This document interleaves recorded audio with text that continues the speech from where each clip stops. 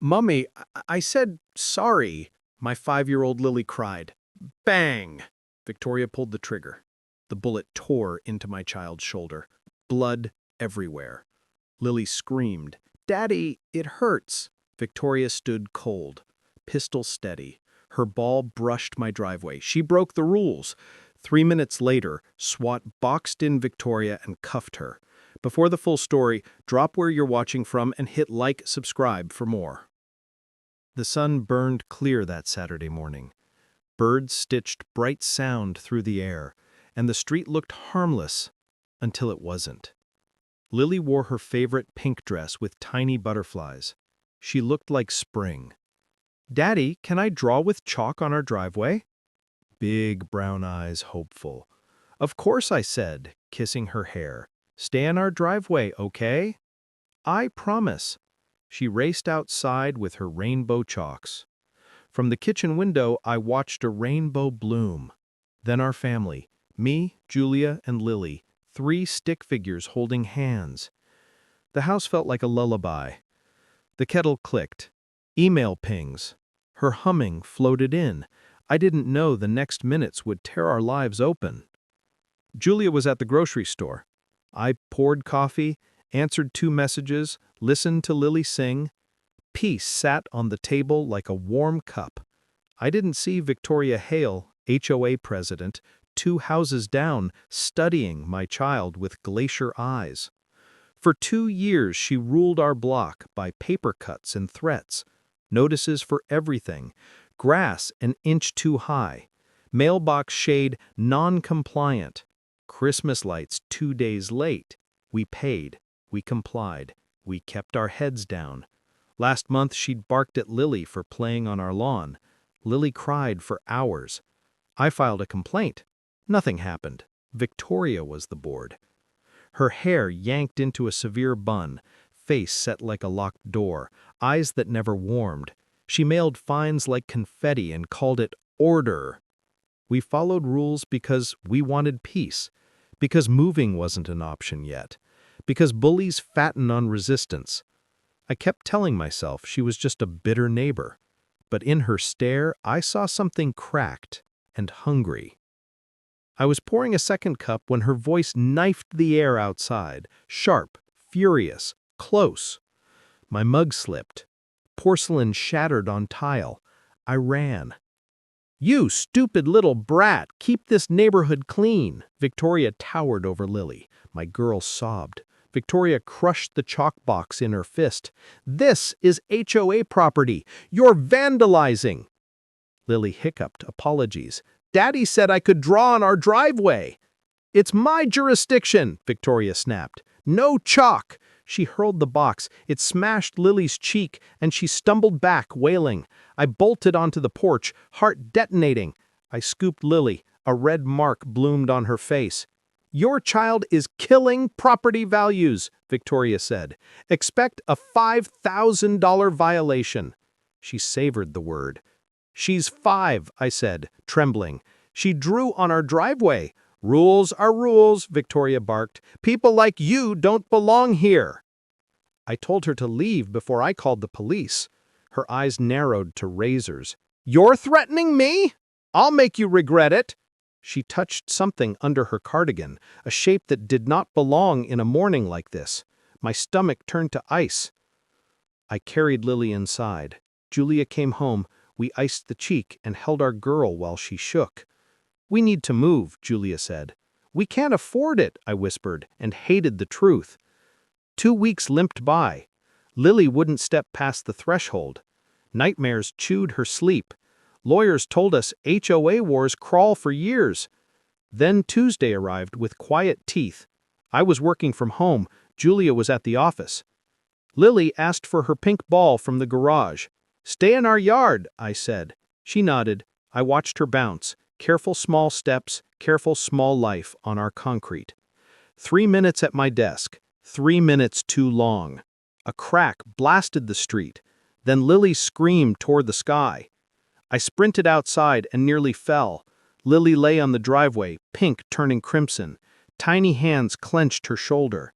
Across the line, Victoria stood in her own driveway, a handgun smoking in her grip. "I warned you!" she shouted, voice vibrating with triumph. Time thickened, breath fled. I pressed my palms to the wound. Heat and sleekness flooded through towels I didn't have yet. "Someone call 911!" Windows flew open. Mrs. Alvarez dialed. Mr. Daniels ran with towels. Lily's eyes fluttered. "Daddy, it hurts." I told her she'd be okay and felt the lie burn. "Stay with me," I begged. "Stay awake." Victoria watched like a judge. "She deserved it," she said. "The ball crossed onto my driveway. Rules." I wanted to launch myself at her, but Lily's blood was louder than rage. Mr. Daniels stepped between us.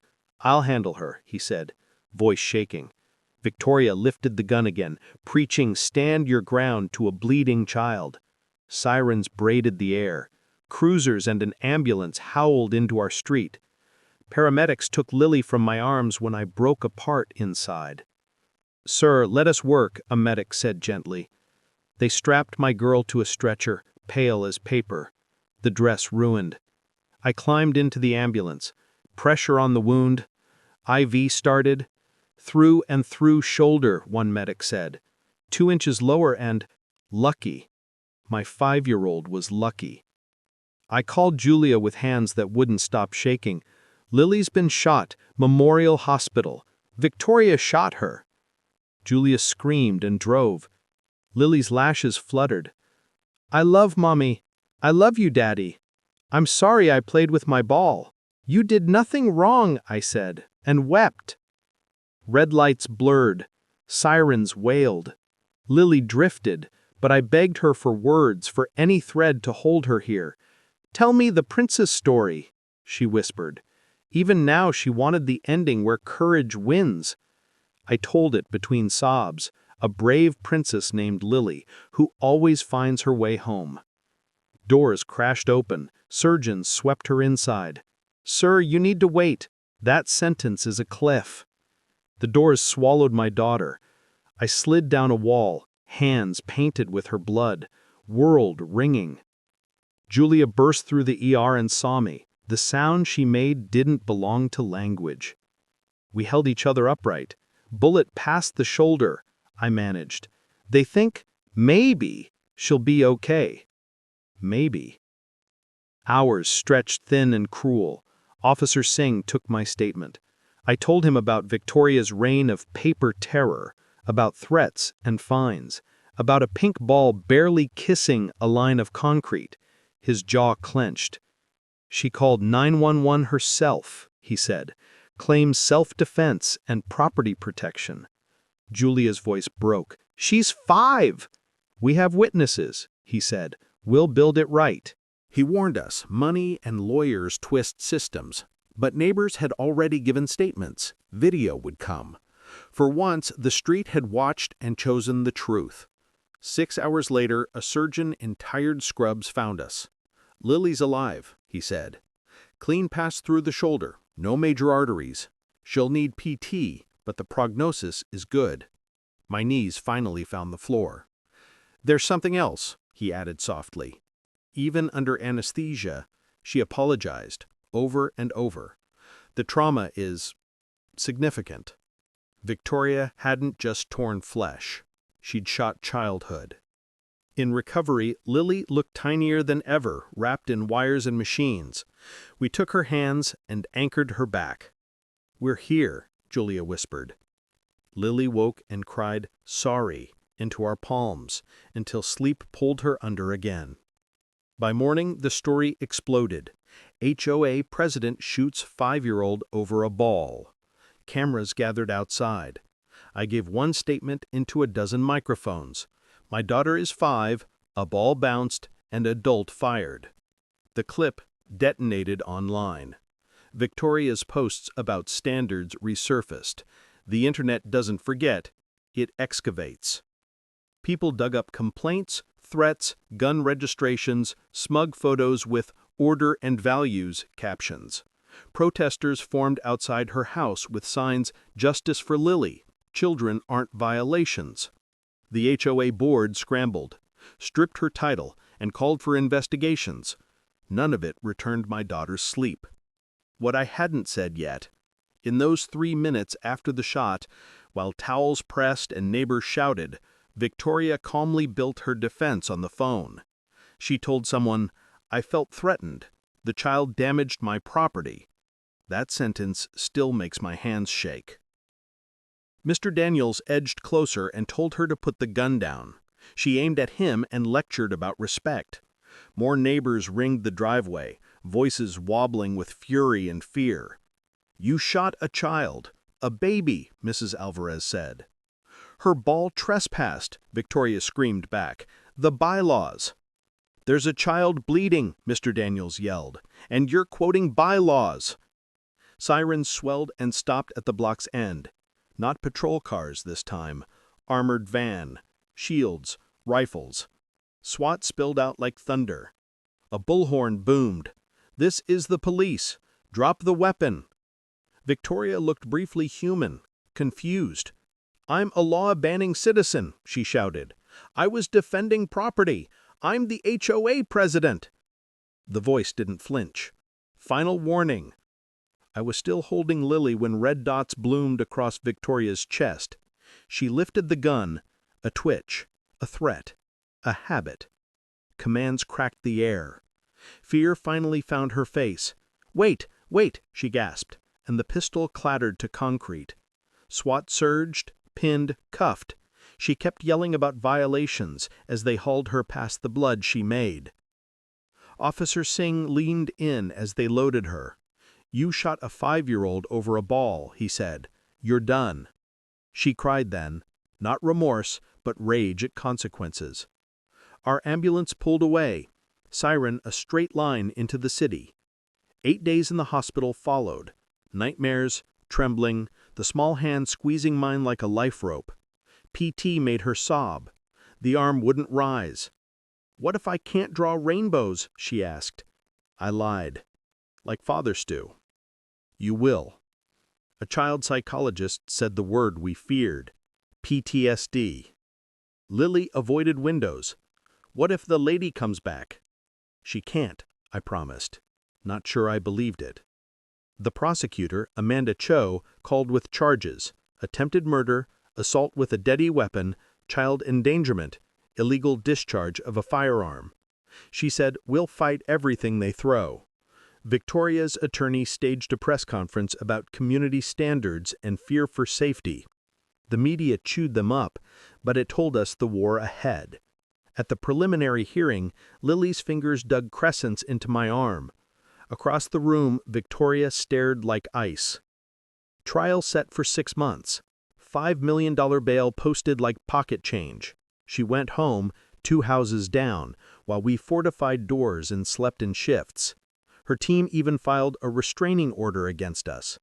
Lily drew with her left hand. The same picture, again and again. A small girl, a woman with a gun, red everywhere. I added cameras, locks, alarms. Every engine on the street sounded like danger. Half the block moved out. Flowers piled on our lawn. Sorry cards stacked up. Sorry can't stitch a wound or quiet a scream. But we kept breathing for Lily. We had to. News vans multiplied. Strangers prayed for us. Nothing dulled the edge. Victoria's bail let her sleep 2 doors away. I watched Lily dream with flinches and whispered apologies to a ceiling that wouldn't answer. At home I sifted footage, statements, timestamps, building a spine of facts no lawyer could bend. The neighborhood hovered in a hush. Blinds cracked, lights low, fear pacing like a guard dog. I promised Julia we'd see this through. I promised Lily she was safe. I promised myself I wouldn't break. That evening, Mrs. Alvarez came with soup and shaking hands. She said, "I saw her on the phone after the shot, not panicked, practicing lines." Mr. Daniels added, "He pointed the gun at me, wanting to teach me respect." I logged every word, every angle, every timestamp. "One last chance," Julia told me. "Ask me to run and I will." I took her hand. We're not running. We're drawing a line. Outside, candles burned on our steps, wax pooling like small, stubborn suns. The hospital smell had already woven itself into our clothes when Officer Singh returned. He said, "Her team's floating stand your ground, but witnesses say Lily never left your concrete." "Because she didn't," I said. He nodded. "We've got statements. We'll want your home cameras, the porch cam on 412, and Alvarez's doorbell." He paused. "Be ready for their noise. We'll answer with evidence." After he left, I looked at Lily's tiny chest rising, falling. "I'm right here," I whispered. "I'm not blinking." Victoria's attorneys stepped to microphones and painted her as a gentle guardian of order. The feed split-screened their spin with the protest signs outside her house. The HOA board scrambled, stripped her title, and promised audits and apologies to cameras, not to us. I stared at the red line of the wound beneath Lily's bandage and decided, apologies are for after.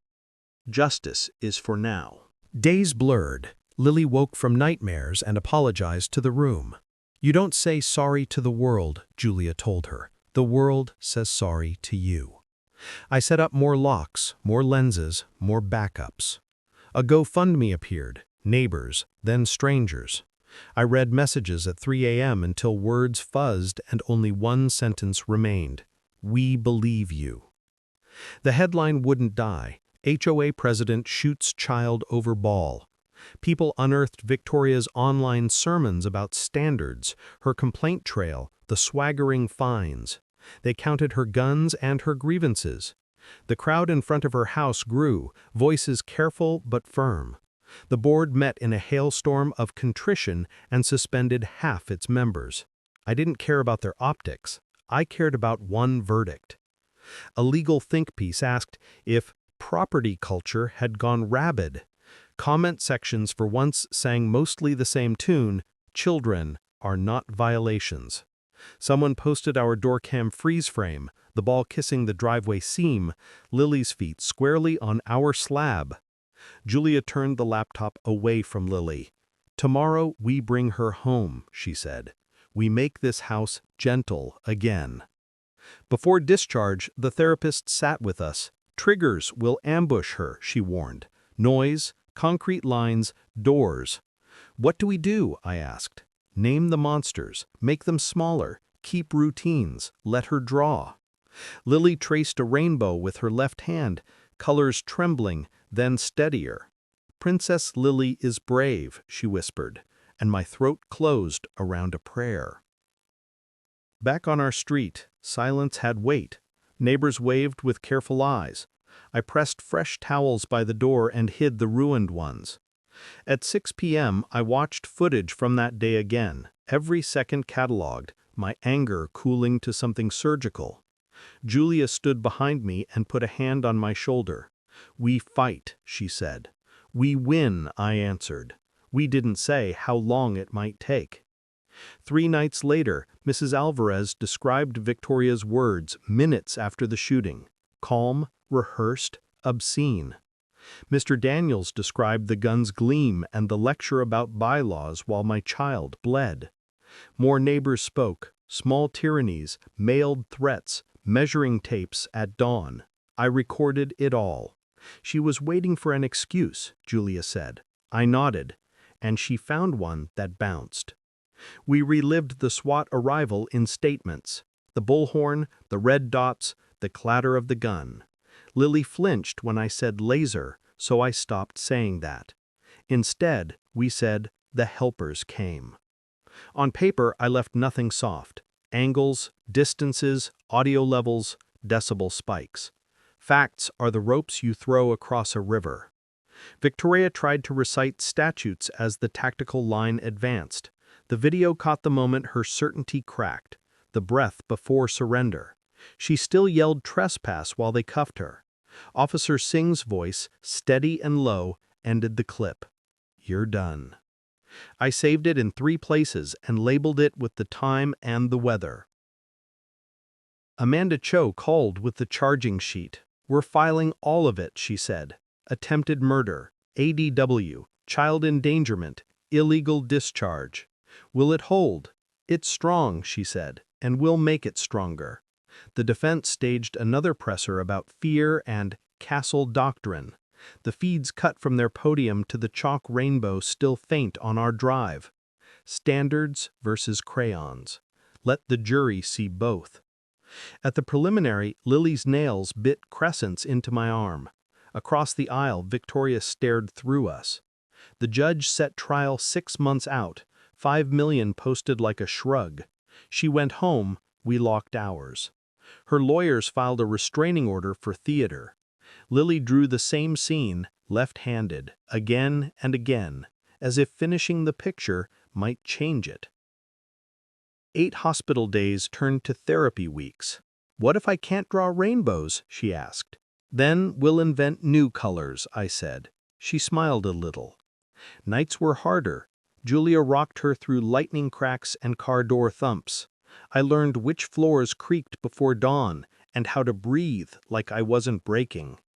Diagnosis: PTSD. Treatment plan: time, patience, art, names for shadows. I installed lights that warmed instead of startled, wind chimes that gentled instead of warned. Lily would stand at the threshold and ask, "Is the lady gone?" "Yes," we said together, and meant, even if she isn't, we are.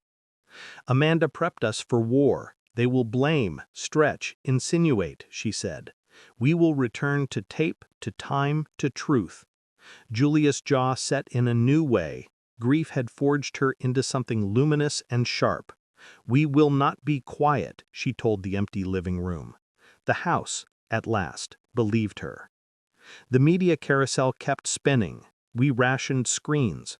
Lily counted birds from the window and drew with stubborn tenderness. She named the princess in her stories after herself every time. I took that as doctrine. Trial month arrived. Protesters gathered with chalk buckets, drawing rainbows across courthouse sidewalks. "For Lily," a sign said. I folded it into my chest. "For Lily," I repeated, stepping through security. The courtroom scent was wood and worry. I testified first. Harassment, threats, the shot, the blood. The defense tried to paint me as defiant. "You refused community standards," they said. "She shot my daughter," I answered. The jury didn't blink. Julia spoke next and broke every heart that still had edges. The judge let the silence stitch itself back together. Lily, now 7, took the stand with a stuffed rabbit and a whisper. "My ball bounced," she said. "I said sorry.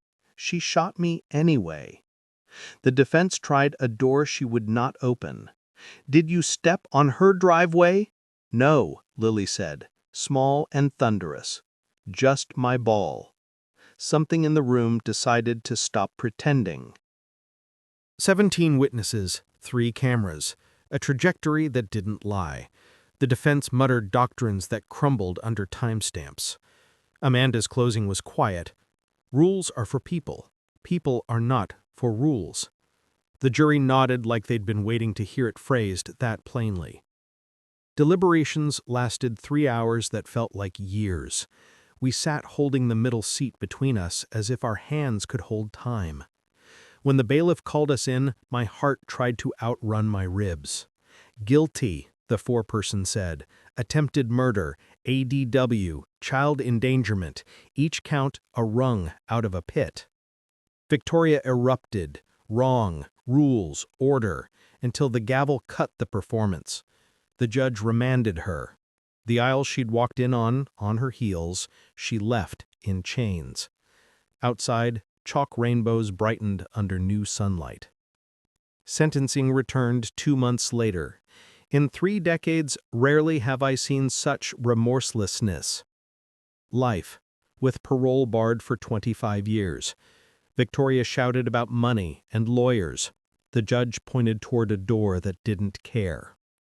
3 years passed like weather. Lily turned 8. Nightmares still visited but didn't live here anymore. She rode a bike in our driveway while we watched from the window and cried in the good way. She fell once, paused, and got back on. Courage isn't the absence of falling, it's the second attempt. We sold the house. We bought quiet with a yard that belongs to trees. No HOA, no memos in italics. Lily drew again. The sun got its old face back. We sued the HOA and Victoria's estate, and won enough to build a future, not enough to buy back a single minute. Money is a ladder, not a time machine. Other families stepped forward, dozens. The board resigned. The bylaws were rewritten by people who remember that neighborhoods are for neighbors. A teacher sent us Lily's letter. We read it holding hands. It was never my fault. I was just a little girl with a ball. More good people than bad. We cried and believed her. At sentencing's anniversary, we visited the hospital with cookies and thank yous for the hands that saved her. Lily placed a drawing on the nurse's station, a rainbow over a house, and 3 figures holding hands. The caption, "We are still here." If you're living under someone's thumb, an HOA tyrant, a boss with a rule book for a heart, document, speak, stand together. Power that feeds on fear starves when you refuse to serve it. We learned that the day a street chose a child over a bylaw. This isn't a story about a ball, it's a story about lines, on concrete, on paper, in people. The day Victoria crossed hers, a community drew theirs, and my daughter, who once apologized to a gun, now signs her pictures with a flourish and a grin. We moved forward, not on, forward. Lily still asks hard questions. We answer them. She still checks the driveway seam before bouncing anything. I tell her seams are just where 2 truths meet. She laughs and bounces anyway. If you need it said, it was never your fault. You are not a violation. You are not a fine. You are a person. Find your people. Write everything down, and when the moment comes, tell the truth out loud. To those who stood with us, neighbors, medics, officers, teachers, strangers, thank you. To those still living under petty crowns, your voice is a key. Use it. Doors you thought were welded shut will open. Lily ends her newest letter like this: I am brave because I'm still here. If you're hurting, you can be okay too. Tell someone, ask for help, draw something bright where the dark tried to live. Love, Lily. We keep her words on the fridge. On hard mornings, we read them out loud. On good mornings, we read them anyway. Rainbows return in layers. So does trust. So does sleep. No bylaw is worth a child's life. No standard justifies cruelty. If you hold authority, hold it gently. If someone aims it like a weapon at you, bring witnesses and light. The world is loud with rules. Be louder with care. And if you survived something you never should have faced, hear me. It was not your fault. You are enough. There are more good people than bad. We will believe you. We will stand with you. You are not alone.